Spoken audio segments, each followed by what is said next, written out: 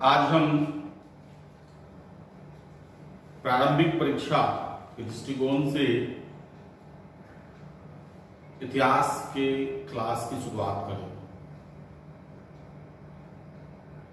इतिहास के विषय से बहुत सारे छात्रों को परेशानी होती है, कुछ कुछ को बोरिंग भी लगता है।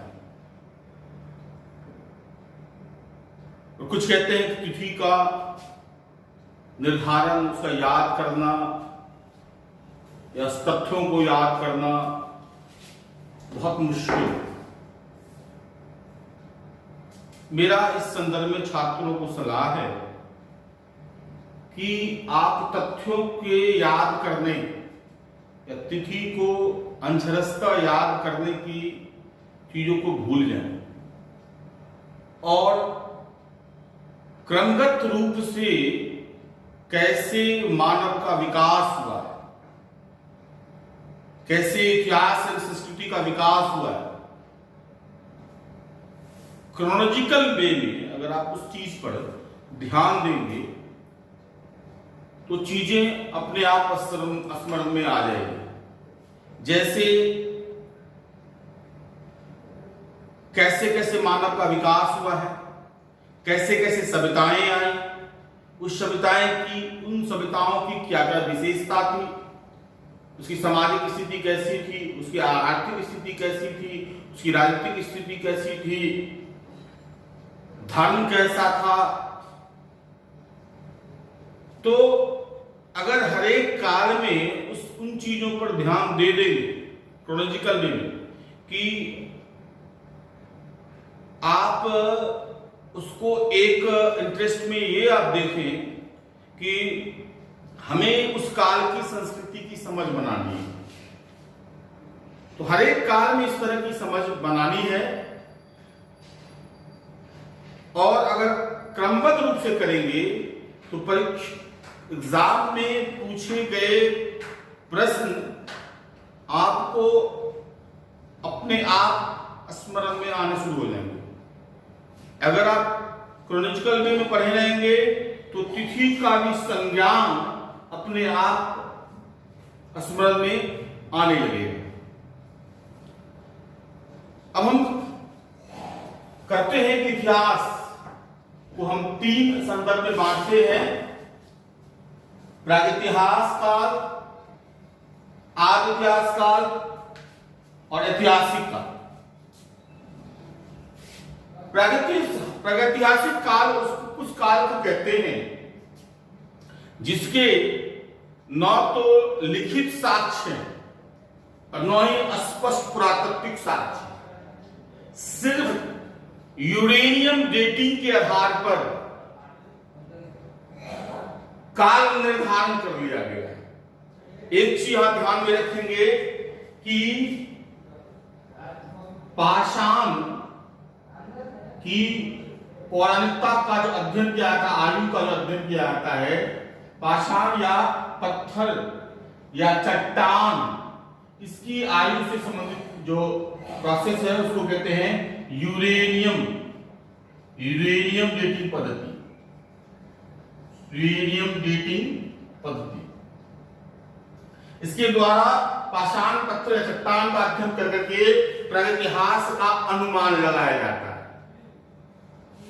तो प्रागैतिहासिक काल में न तो साहित्यिक साक्ष्य मिलते हैं, न प्राकृतिक साक्ष्य मिलते हैं, बल्कि यूरेनियम डेटिंग के आधार पर आयु का तिथि का निर्धारण किया जाता है और उसके हिसाब से उसमें कुछ विशेषताएं ढूंढी जाती हैं। आज इतिहास काल उसको कहते हैं जिसके या तो पुरातात्विक साक्ष्य मिले हैं तो साहित्यिक साक्ष्य नहीं मिले हैं, या साहित्यिक साक्ष्य मिले हैं तो पुरातात्विक साक्ष्य नहीं मिले हैं। अब जैसे मान लिया सिंधु घाटी सभ्यता हुआ, सिंधु घाटी सभ्यता हुआ, तो सिंधु घाटी सभ्यता, इसके पुरातात्विक साक्ष्य मिले, इसके पुरातात्विक साक्ष्य मिले हैं, जरूर पुरातात्विक साक्ष्य मिले हैं, परंतु जो साहित्यिक साक्ष्य, लिपि का ज्ञान होने के बावजूद लिपि का ज्ञान होने के बावजूद उसको पढ़ा नहीं गया, लिपि का ज्ञान होने के बावजूद पढ़ा नहीं गया है, इसलिए इसको हम आर्य इतिहास काल कहते हैं। प्राकृतिक साक्ष्य स्पष्ट रूप से है, लिपि का ज्ञान होने के बावजूद उनका पढ़ा नहीं गया अभी तक, इसीलिए जानकारी अधूरी है, इसीलिए इसको आर्य इतिहास काल कहते हैं। उसी तरह वैदिक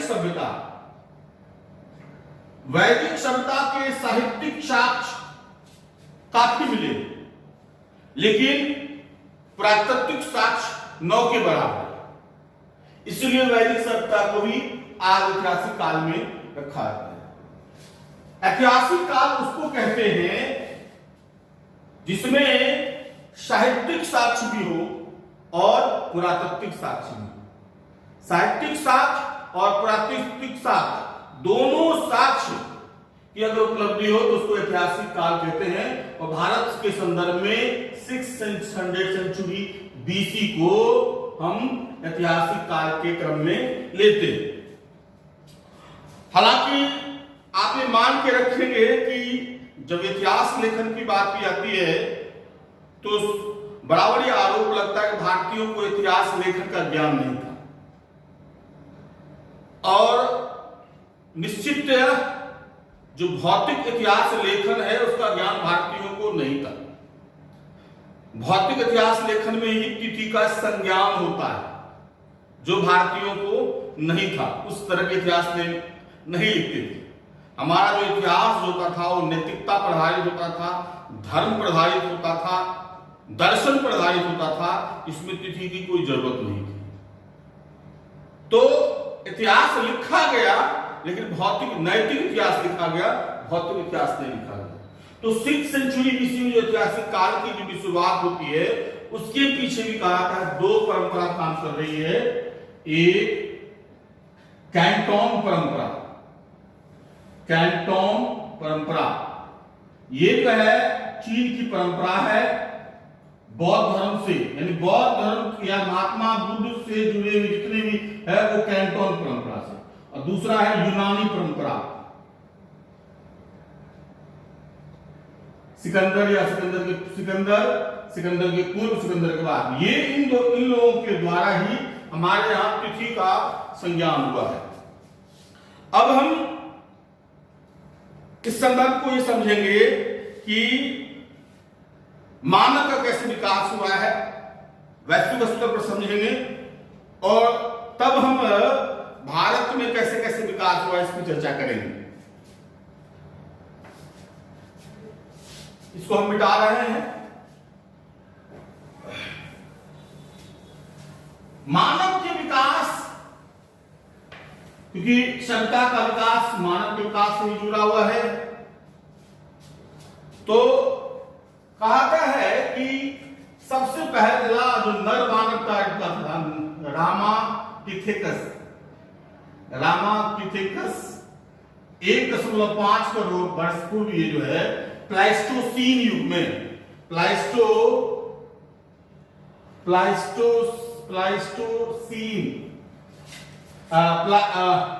ये जो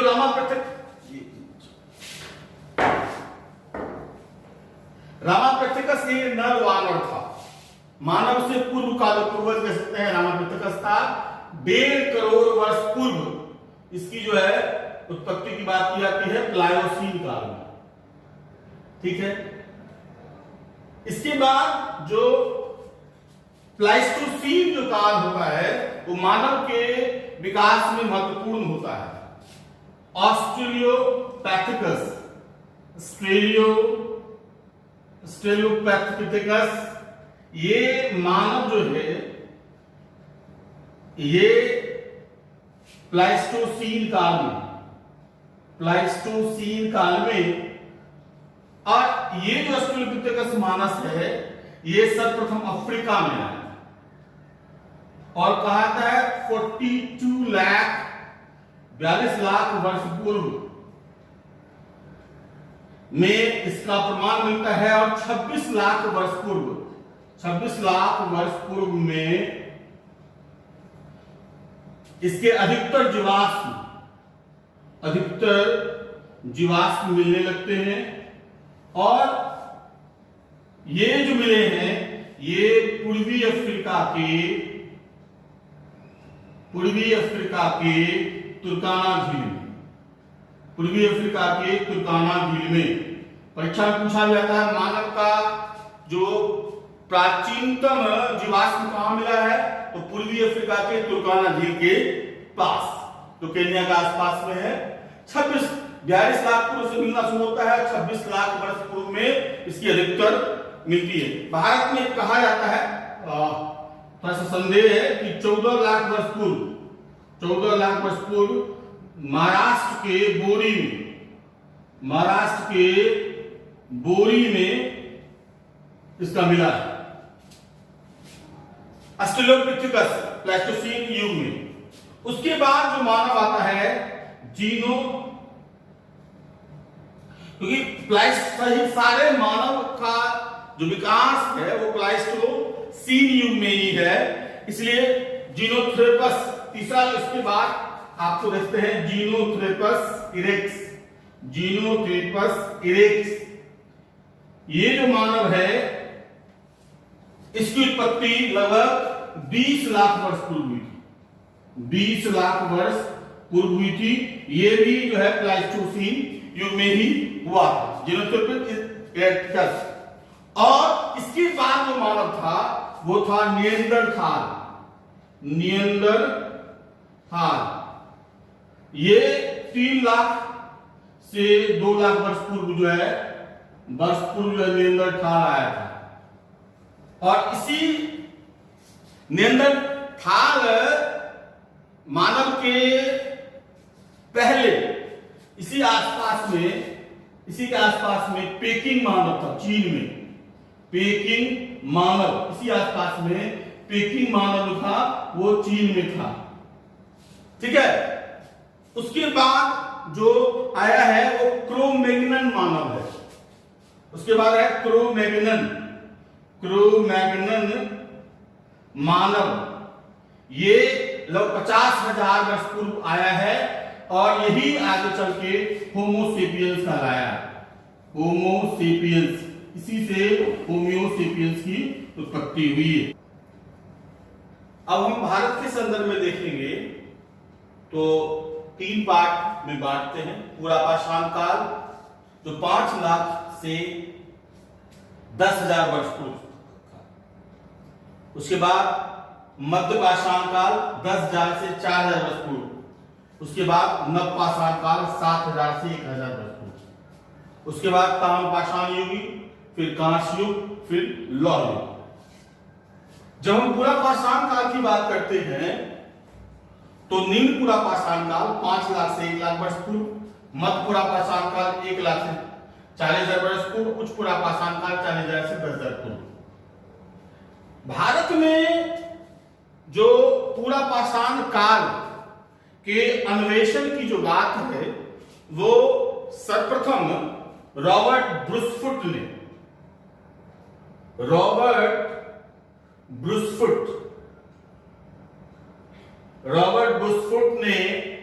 जो है मद्रास के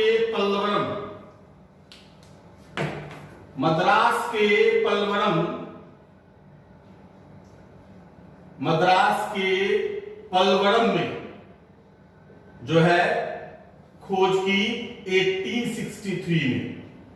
रॉबर्ट ब्रूसफुट जो थे ये भूवैज्ञानिक थे और पुरातत्वविद, जियोलॉजिस्ट और आर्कियोलॉजिस्ट दोनों थे।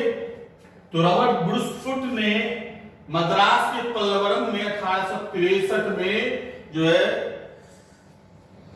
भारत के प्रागैतिहासिक काल से जुड़ी हुई जानकारियों को उपलब्ध कराया और उनके मित्रों और उनके द्वारा इसके अलावा जो है यहाँ मद्रास में ही अतिरपक्कम,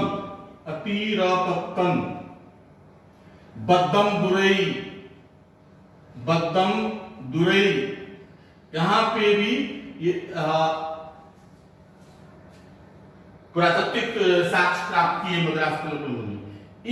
इन जगह को मद्रास संस्कृति कहते हैं। क्या कहते हैं? मद्रास संस्कृति।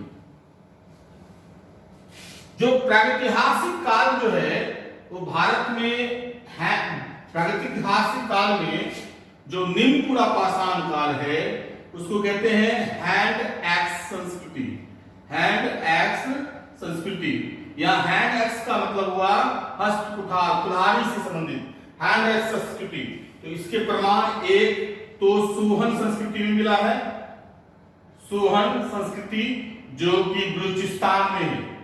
बलूचिस्तान में सोहन संस्कृति, यहां पे हैंड एक्स संस्कृति है। उसमें दूसरा हो गया जहां पे रॉबर्ट बुशफूट ने खोजा था मद्रास संस्कृति। उसके बाद अगर हम तीसरा देंगे तो नर्मदा संस्कृति।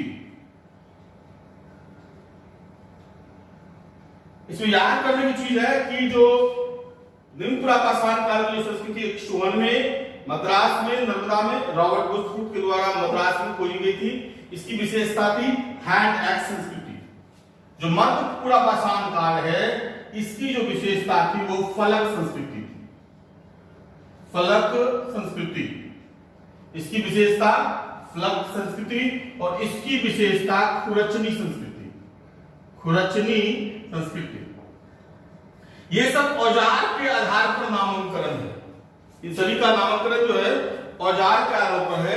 जैसे सोहन में जो है चापर चापिंग पेबुल संस्कृति कहा जाता है। चापर चापिंग औजार है। चापर चापिंग पेबुल संस्कृति। पेबुल संस्कृति ये सारे औजार के नाम पे रखे गए हैं क्योंकि मैंने कहा कि स्पष्ट रूप से प्राकृतिक साक्ष्य नहीं है, साहित्यिक साक्ष्य नहीं है, तो अनुमान के आधार पर ये सब चीजें सामने में रखी गई। उच्च पुरा पाषाण काल में आप देखेंगे तो बेलन घाटी बहुत इंपॉर्टेंट है। इसी बेलन घाटी भी है, सोन घाटी भी है।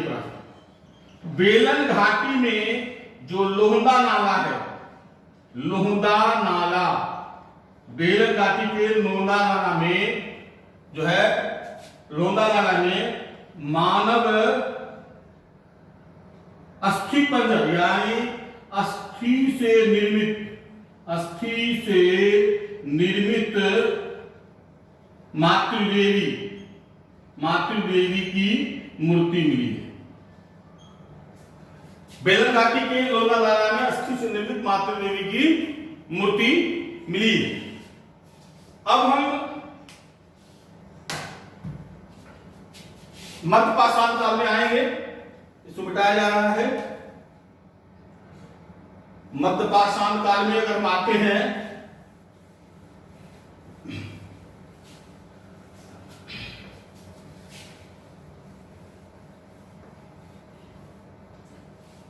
मध्य पाषाण काल की जो इसकी जो खोज हुई थी 1867 में कलाई के द्वारा हुई थी। कलाई के द्वारा बिंद क्षेत्र में सर्वप्रथम इसकी खोज हुई थी। मध्य पाषाण कालीन जो औजार है या इस काल को माइक्रोलिथ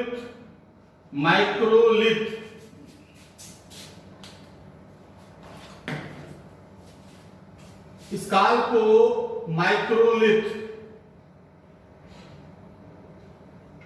संस्कृति भी कहते हैं क्योंकि माइक्रोलिथ कल्चर या माइक्रोलिथ संस्कृति ये सूक्ष्म उपकरण की संस्कृति कहते हैं। छोटे छोटे औजार यानी जो पहले औजार थे उसको और ज्यादा तराश करके छोटे छोटे औजार बनाए जाने लगे, इसलिए इसको माइक्रोलिथ काल भी कहते हैं, माइक्रोलिथ संस्कृति भी कहते हैं, जो बिंद के क्षेत्र में पाया गया है।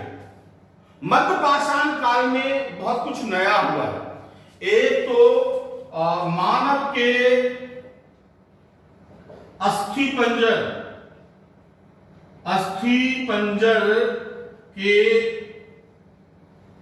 स्पष्ट प्रमाण कई जगह मिले हैं। जैसे आप कह सकते हैं महदाहा, सराय नहरराय, सराय नहरराय, ये उत्तर प्रदेश में है। फिलंगनाच ये गुजरात में है। दमदमा ये भी उत्तर प्रदेश में है। महदहा से 41 समाधान मिले और उसमें से युगल समाधान के भी साक्ष्य मिले महदहा से। इसके अलावा एक लिखैया है, वहां से भी लिखैया से भी 27 कंकाल मिले एक जगह। लंगनाच गुजरात में भी मानव अस्थि के प्रमाण काफी मिले हैं। और इस कहा जाता है, कभी कभी परीक्षा में पूछा जाता है, युद्ध के प्रारंभिक साक्ष्य कहां मिले हैं, किस काल में मिले हैं, तो उसका भी आंसर आएगा मध्य पाषाण का, युद्ध के प्रारंभिक साक्ष्य। फिर इस काल में एक और इंपॉर्टेंट है भीमबेटका। भीमबेटका यहां जो है वो चित्रित शैलाश्रय मिले हैं, चित्रित शैलाश्रय मिले हैं, चित्रित शैलाश्रय मिले हैं। ये मध्य प्रदेश के रायसेन जिले में अभी स्थित भीमबेटका, और इसको यूनेस्को ने विश्व विरासत सूची में भी डाल दिया है, विश्व विरासत सूची में भी डाला है। तो भीमबेटका जो है चित्रित शैलाश्रय के लिए इंपॉर्टेंट है। इसके अलावा पशुपालन के प्राचीनतम साक्ष्य भी यहां मिले हैं। एक आदमगढ़ और दूसरा बागौर, ये मध्य प्रदेश में और ये राजस्थान में। तो पशुपालन के प्राचीनतम साक्ष्य भी मध्यकाल में मिले। इसके बाद अगर हम आप आते हैं तो मध्यकाल से नवपाषाण काल, जो रेवोल्यूशनरी काल है, अब इसको हम बेहतर तरीके से देखेंगे।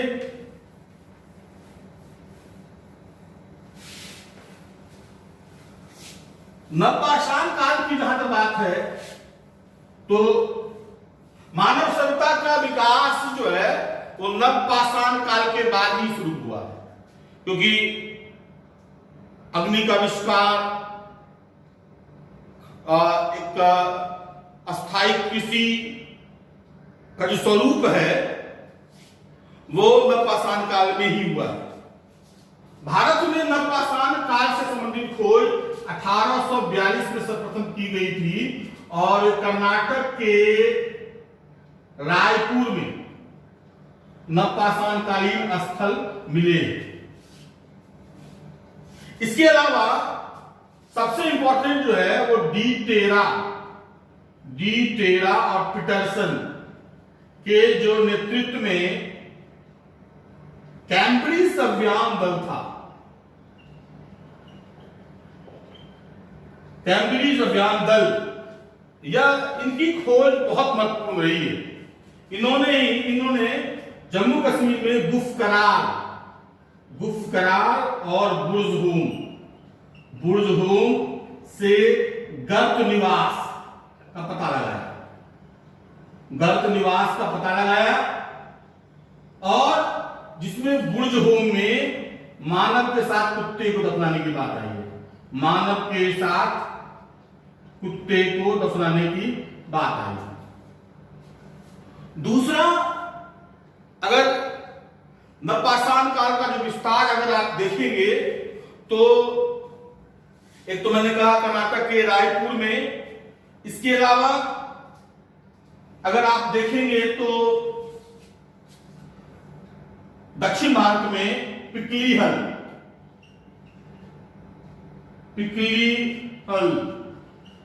संगन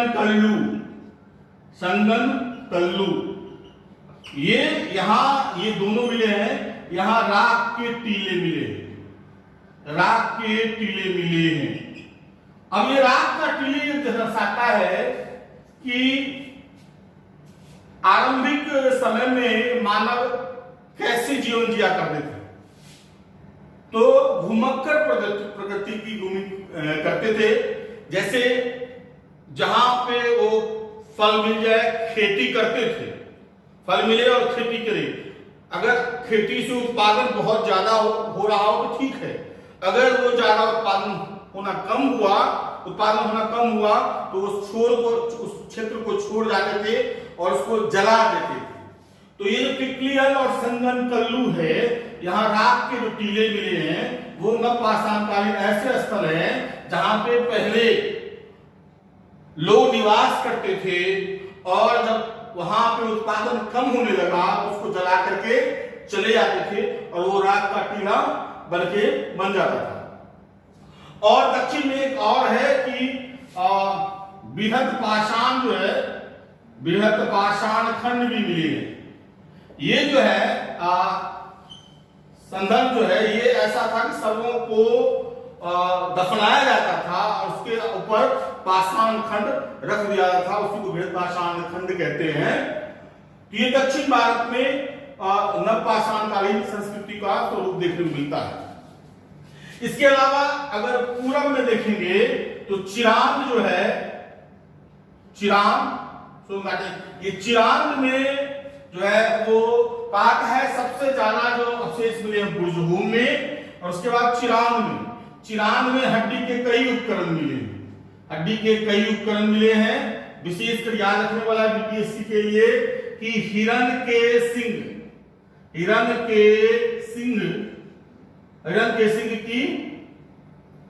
की जो है हड्डी जो है, हिरण के सिंह की हड्डी जो है उसके आभूषण मिले हैं चिरांद में, जो छपरा में है। तो इसके अलावा अगर और आगे हम इसको देखते हैं तो नवपाषाण काल में जो कृषि के प्राचीनतम साक्ष्य है, तो सबसे पहले ये देखिएगा, सबसे पहले खेती अगर हम देखेंगे तो कौन सा अन्न था, तो वैश्विक स्तर में देखेंगे तो बार्ली यानी जौ जो है, ये सबसे बार्ली यानी जौ जो है वो पहला पौधा था जो मध्य एशिया में उगाया गया था। सबसे पहला पौधा कौन था? जौ यानी बार्ली, जो मध्य एशिया में उगाया गया था। भारत में जो पहला पौधा पहले गेहूं को माना जाता था, जो गेहूं सबसे पहला पौधा उगाया था, जो मेहरगढ़ में, ये जो मेहरगढ़ है वो बलूचिस्तान में है। खेती के प्राचीनतम साक्ष्य मेहरगढ़ माने जाते हैं और ग्रामीण संस्कृति का जो आरंभ है वो मेहरगढ़ में मनाता है और वहां सर्वप्रथम गेहूं का उत्पादन हुआ। तो प्राचीनतम साक्ष्य कृषि के मेहरगढ़, प्राचीनतम फसल गेहूं, लेकिन ये लगभग 7000 बीसी का है। लेकिन हाल ही में रिसर्च हुआ है तो पता चला है कि 9000 बीसी का एक प्रमाण मिला है लहुड़ देवा उत्तर प्रदेश में है। यहां पे 9000 बीसी के साक्ष्य मिले हैं। यहां पर चावल उगाया जाता था, लहुड़ देवा में साक्ष्य मिले हैं। ध्यान में रखिएगा, अगर लहुड़ देवा ऑप्शन रहे तो आपको लहुड़ देवा मानना है, अगर लहुड़ देवा नहीं ऑप्शन होगा तो मेहरगढ़ को ही मानेंगे, ठीक है। लेकिन आधुनिक रिसर्च ये कहता है कि लहुड़ देवा में प्राचीनतम जो है खेती का है तो चावल मिला है। इसके अलावा कोल्डी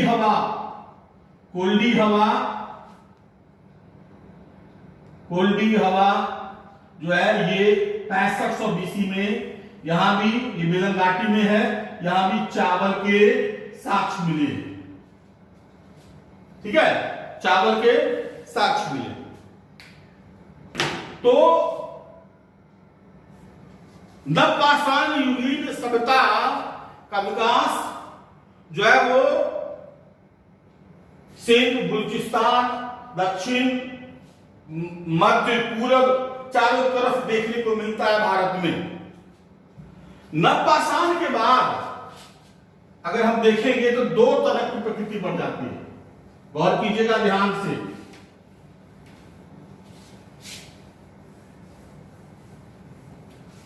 नवपाषाण के बाद एक शेप चेंज होता है, दक्षिण भारत का अलग हो जाता है और उत्तर भारत का अलग हो जाता है। दक्षिण भारत और उत्तर भारत, अब ये शेप क्यों अलग हो जाता है सो देखिए। दक्षिण भारत में, उत्तर भारत में नवपाषाण के बाद ताम्रयुगीन संस्कृति और कांस्ययुगीन संस्कृति आया है। कांस्ययुगीन संस्कृति, लेकिन यहां पे न तो ताम्र है और न ही कांस्ययुगीन, कांस्य। यहां सीधा आ गया है लौ, और इसके बाद यहां लौ आया है। तो लौ, नवपाषाण के बाद लौ पर मिलते हैं। इस काल में इनकी ये यहां तो विकास की प्रक्रिया देखी गई, यहां आदिमपन की स्थिति है। आदिमपन, ये आदिमता ज्यादा नजर आती है दक्षिण भारत में। यहां डिफरेंट है इस दक्षिण भारत के संदर्भ में और उत्तर भारत के संदर्भ में। एक और यहां दक्षिण भारत का समझ है लौ युगीन संस्कृति, जिसको यहाँ पे महापाषाण संस्कृति कहते हैं। महापाषाण संस्कृति कहते हैं, जो 1000 बीसी के आसपास में ये आता है, लौह युग के संदर्भ से होता है। इधर भी त्रोचा है, उत्तर भारत में भी। सिंध बलूचिस्तान के क्षेत्र में आरंभिक ताम्रयुगीन संस्कृति विकसित हुई, क्योंकि आपको पता है कि सर्वप्रथम जो धातु की खोज की गई वो तांबा,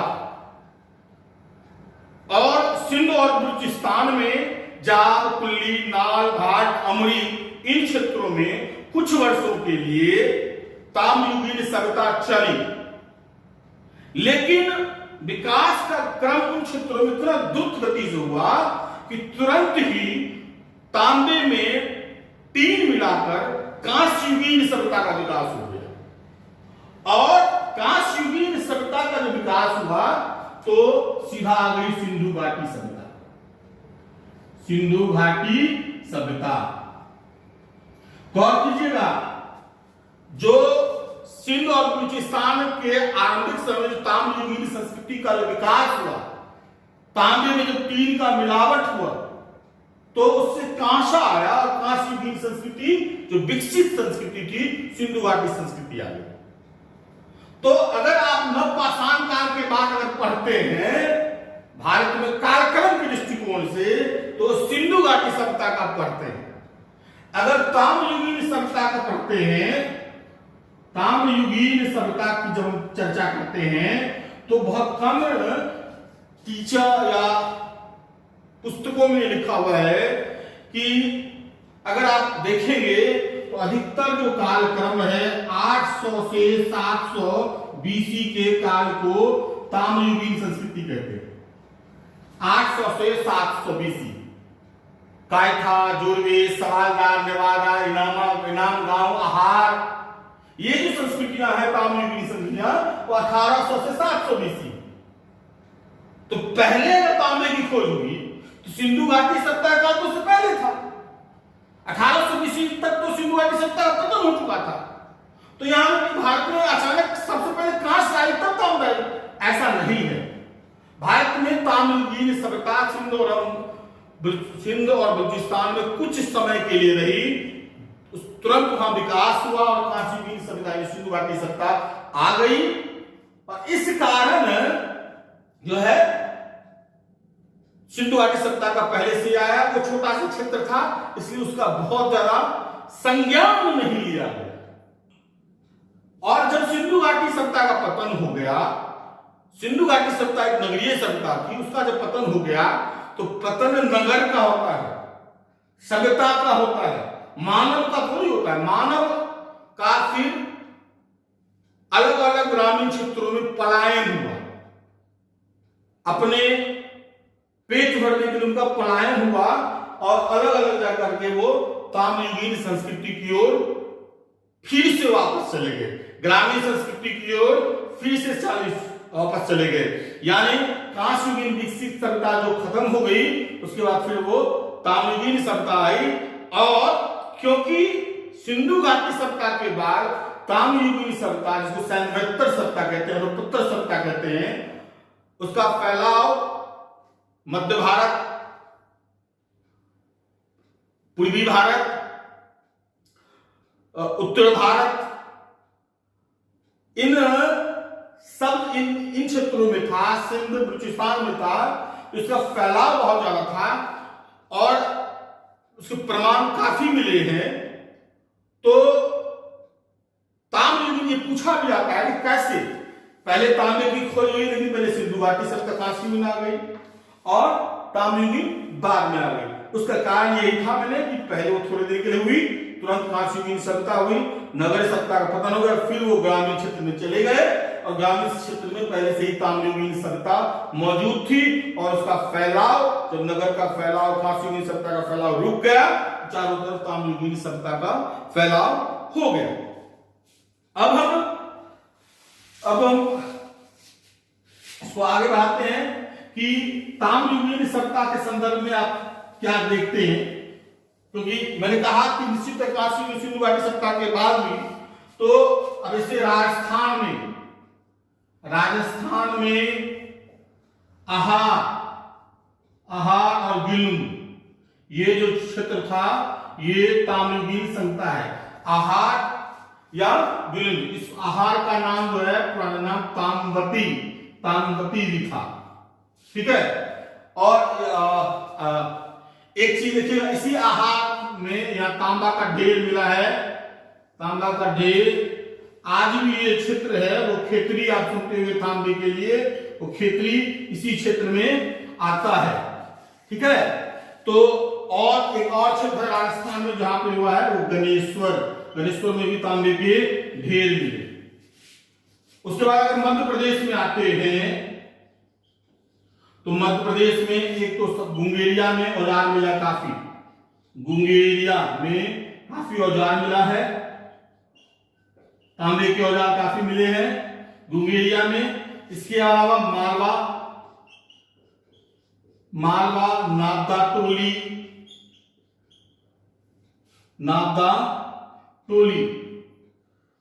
टोली, ये जो है, फिर नेवासा, ये सब जो है मध्य प्रदेश में मिले हैं। मालवा संस्कृति कहते हैं। नाबदा टोली, जो जितने भी ताम्रयुगीन सभ्यता है उसमें नाबदा टोली जो है सबसे विस्तृत है, जिसकी खोज एसडी संकालिया ने की थी। एसडी संकालिया ने इसकी खोज की थी। एसडी संकालिया ने नाबदा टोली सबसे विस्तृत स्थल है। उसके बाद अगर आप आते हैं तो महाराष्ट्र आते हैं। महाराष्ट्र में जो है वो जोरवे संस्कृति है। जोरवे संस्कृति, इसके लगभग 200 से 250 स्थल खोजे गए हैं, जिसमें जोरवे संस्कृति में दायनाबाद इसका सबसे विस्तृत स्थल है। उसके बाद इनाम गांव काफी महत्वपूर्ण है, क्योंकि इनाम गांव जो है यहाँ ताम्रयुगीन ग्रामीण सभ्यता के उच्च लक्षण देखे जाते हैं और कहा जाता है नगरीकरण के भी स्वरूप देखे जाते हैं। यहाँ तांबे की मूर्ति मिली है, इक्के गाले वाली जो मूर्ति मिली है इनाम गांव से ही मिली है। यहाँ किलेबंदी के भी साक्ष्य मिले हैं, किलेबंदी के भी साक्ष्य मिले हैं।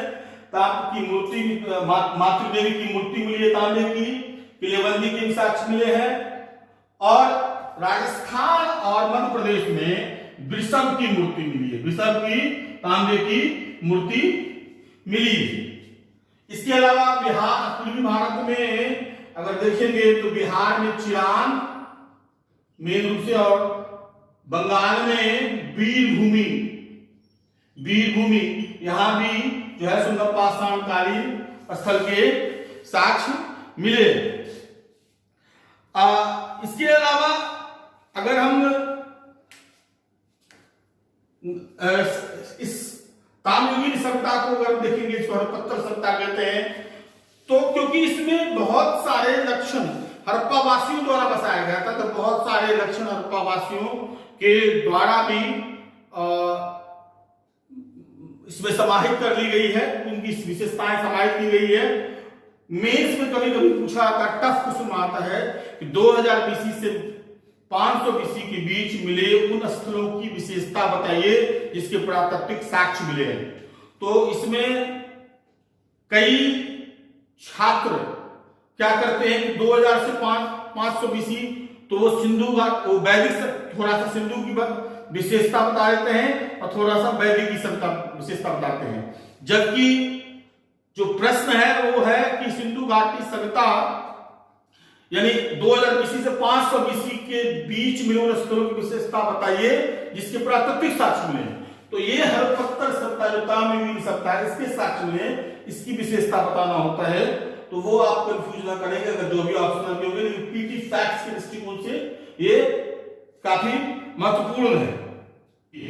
इस सिंधु घाटी सभ्यता से पूर्व ये सारे फैक्ट्स आपको याद करने होंगे जो आपको प्रारंभिक परीक्षा में भी काम आएंगे और एक सेफ बताने में कि इतिहास का भारत में कैसे विकास हुआ, विश्व स्तर पर क्या हुआ है, उसको समझने में आपको आसानी होगी।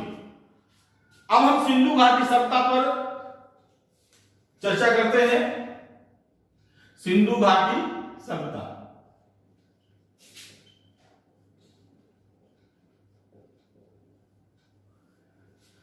सिंधु घाटी सभ्यता पहले तो इसको आप कई चीजों खोज लेंगे कि कब इसकी खोज हुई, इसकी उत्पत्ति से संबंधित क्या विवाद है, इसके निर्माता कौन थे, किस किस संस्कृति के लोग रहते थे, किस किस प्रजाति के लोग यहां रहते थे, इसका तिथि निर्धारण कैसे हुआ है, इसकी समाधान प्रकृति कैसी थी, इसकी सामाजिक स्थिति कैसी थी, इसकी राजनीतिक स्थिति कैसी थी,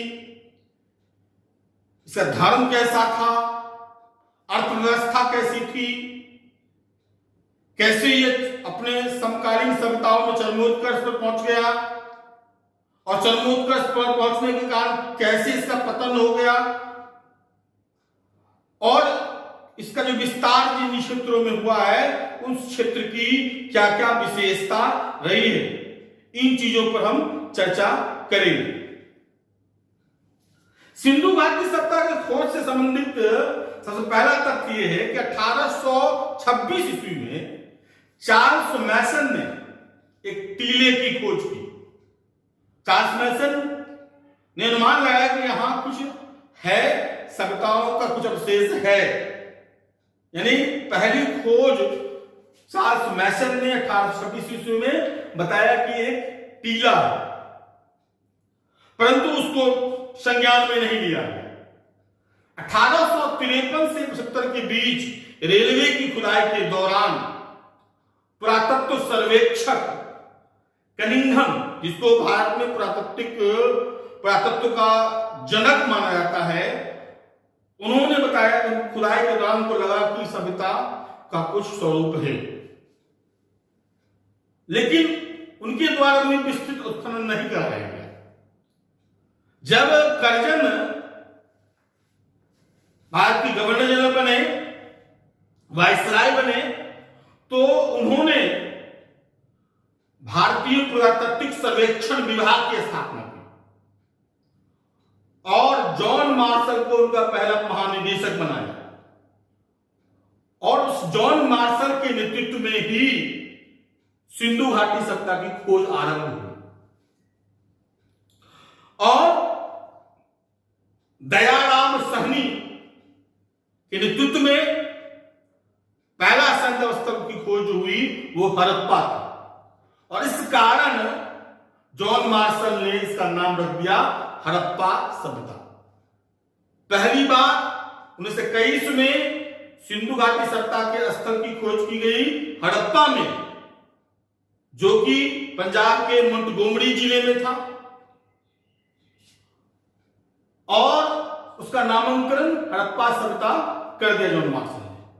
और 1922 में राखाल दास बनर्जी ने मोहनजोदड़ो की खोज की।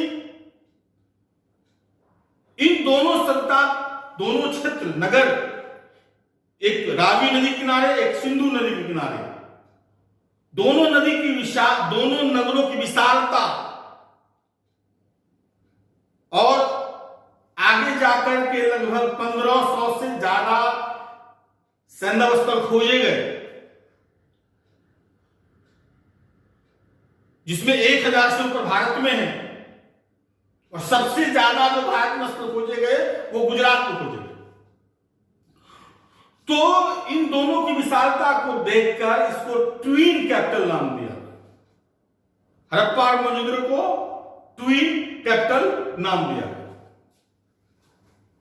यह सिंधु घाटी सभ्यता, अगर इसका हम बाउंड्री बांधते हैं तो, क्योंकि एक तो पहले समझिएगा, ये इसकी आकृति जो थी वो त्रिभुजाकार थी। इसकी आकृति त्रिभुजाकार थी। 12,99,600 स्क्वायर किलोमीटर क्षेत्र में ये बसा हुआ, ठीक है।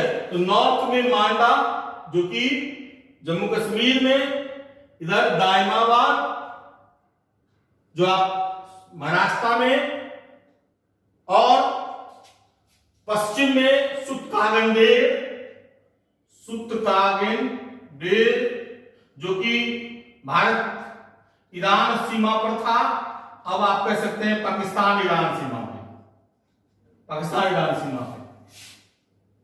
और पूरब में आलमगीरपुर, ये इसका चौकी था। 12,99,000 स्क्वायर किलोमीटर क्षेत्र में यह फैला हुआ। और जैसे जैसे इसकी खोज विस्तृत होती गई, कई आश्चर्यजनक चीज देखी गई। और मैं तो कह सकता हूं कि सिंधु घाटी सभ्यता की खोज ने न सिर्फ हमारे प्राचीन धार्मिक परंपरा,